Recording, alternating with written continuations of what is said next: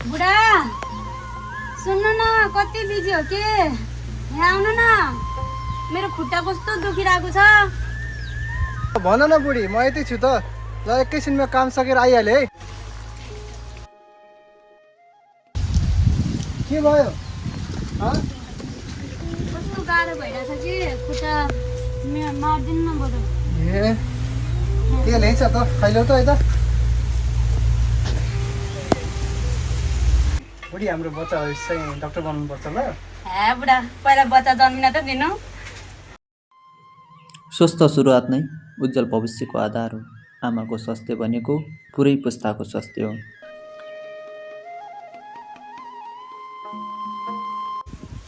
ए भाउजू, के गर्दै हुनुहुन्छ? सन्चै हुनुहुन्छ?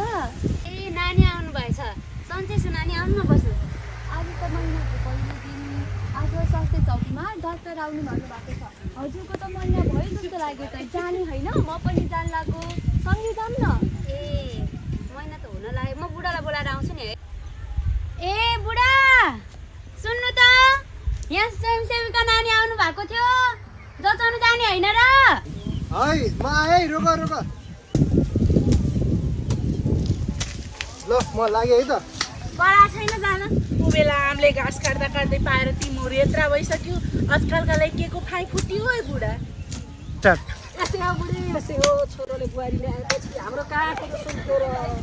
हेर्नुहोस् बुढा, अब हामीले काम गरेरसम्म गरेर खाने हो, नत्र त त्यही ताउला गर बाटातिर हेर्दै। गर्भावस्थामा सन्तुलित आहार, नियमित व्यायाम र पर्याप्त आराम आवश्यक छ। स्वास्थ्य आमा हुनु भनेको स्वास्थ्य शिशु जन्मनु हो।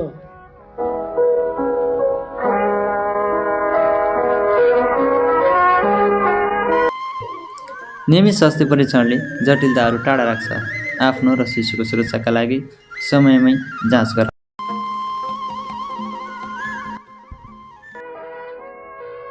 शिशुको पहिलो र सबैभन्दा महत्त्वपूर्ण पोषण भनेकै स्तनपान हो। यसले रोगसँग लड्ने क्षमता बढाउँछ र शिशुलाई स्वस्थ बनाउँछ। जब हामी मातृ तथा नवजात शिशुको स्वास्थ्यमा ध्यान दिन्छौँ, तब मात्र स्वास्थ्य समाजको निर्माण गर्न सक्छौँ।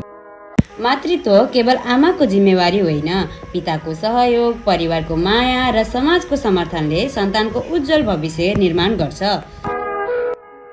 छिटो छिटो, गाडी जान लागिसक्यो। छिटो हतार भयो मलाई पनि। छिटो त।